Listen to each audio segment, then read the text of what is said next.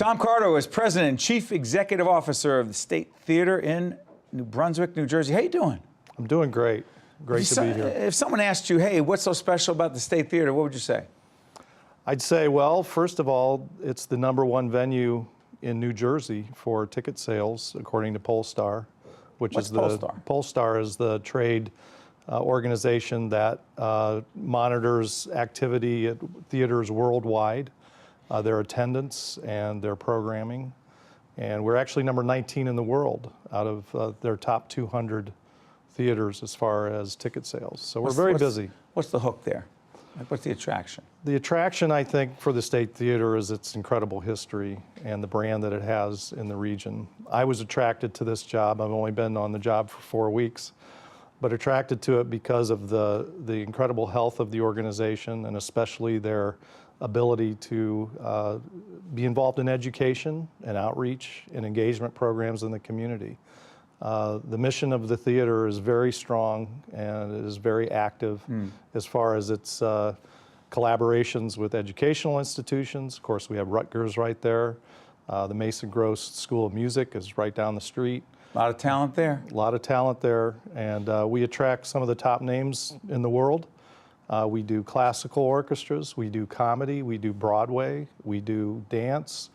A great menu of attractions that are very visible to the community, and we're very proud of the vitality and the variety that we're able to provide. You were introduced to us by some of our friends over at Investors Bank. They're big supporters of the Montclair Film Festival that we partner with and do a lot of programming there. And Kevin Cummings and Investors talked to us about you guys and said you're doing special things. How important is it to have corporate relationships? Well, it's huge. I mean, having Johnson & Johnson right down the street. Oh, that little company? Yeah, that little. Yeah, by the way, you mentioned them. I got to say, full disclosure, Johnson & Johnson's an underwriter of ours as well, so go ahead. Well, as a matter of fact, Johnson & Johnson just had their stockholders meeting in the State Theater 2 weeks ago. Really? At the State Theater. Oh, that's great. Yeah, for the first time in some 20 or some years, they decided to come back. They had a great time. They're coming back next year because they liked it so much. Relationships matter. They really do. And as you say, Investors Bank as well as many other sponsors are very important to us. You know, your background is fascinating. You make a decision to come to the State Theater, but 25 years in theater. Where? Yes. Well, I started in Northern Ohio with a small orchestra there. Actually, I have a doctoral degree in music and music theory and composition, and I was going to end up in academia. And as it turned out, I ended up running a small orchestra just as something to do until I got a teaching job. And I never looked back. I ended up on the West Coast with the Pacific Symphony Orchestra. I ended up after that in Madison, Wisconsin, and ran a large performing arts center for 6 years up there called the Overture Center for the Arts. And then most recently, I was at the University of Cincinnati, and I was the producer of all of their opera, drama, music theater, dance, arts administration, and what we call theater design and production. So here's the question. You got the background on the art side, the musical side. You're an artist. But then you've got the business side. The business side. For some reason, I'm able to be both right and left brain at the same time. And I think I've been successful because I do have a business mind, you know, that I can use. What does that mean? It means that I can temper the artistic and mission-based side with the practical business sense. So hold on one second. So you don't feel tainted by the fact that I asked you about your relationships with the corporate community? Someone might say, well, why are you talking about that? You should only talk about the art. You say? I say that you need to have a mix of entrepreneurship, business sense, and the artist's empathy. Or if you don't have that, no money, what? Finish the sentence. Well, if you don't have that, then you don't get along with the two sides of the business. Yeah, the old expression, no money, no mission. The artistic side is a whole different world than the business side.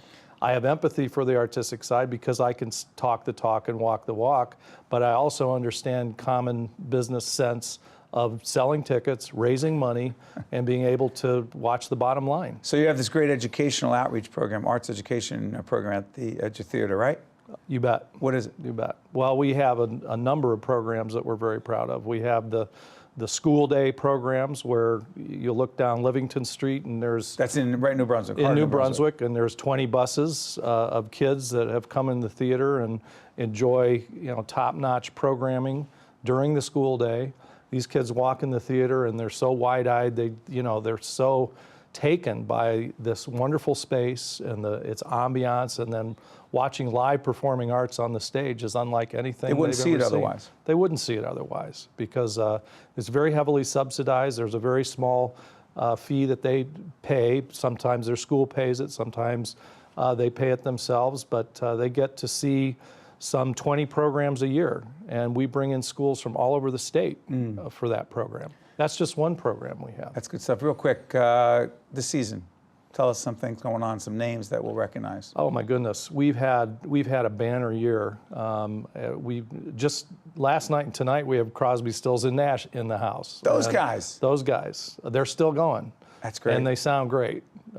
We've had great success with those top names. We got Ringo Starr coming next fall. We do a Broadway series. We have 4 Broadway shows coming in next year. Annie, Once, Bullets Over Broadway. I think I saw Anita Baker there last year.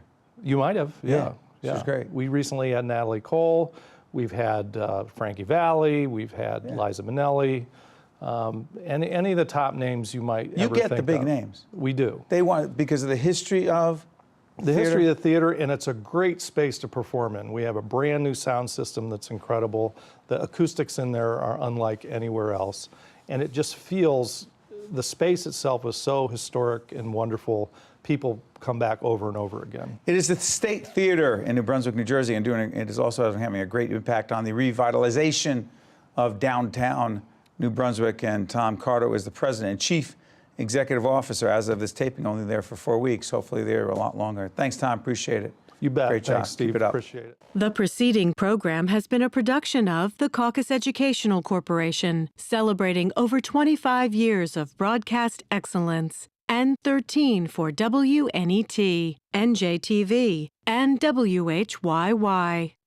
Funding for this edition of Caucus New Jersey has been provided by Investors Bank, United Airlines, St. Joseph's Healthcare System, MagnaCare, Verizon Communications, Johnson & Johnson, and by New Jersey Sharing Network. Transportation provided by Airbrook Limousine, serving the metropolitan New York, New Jersey area. Caucus New Jersey has been produced in partnership with TriStar Studios.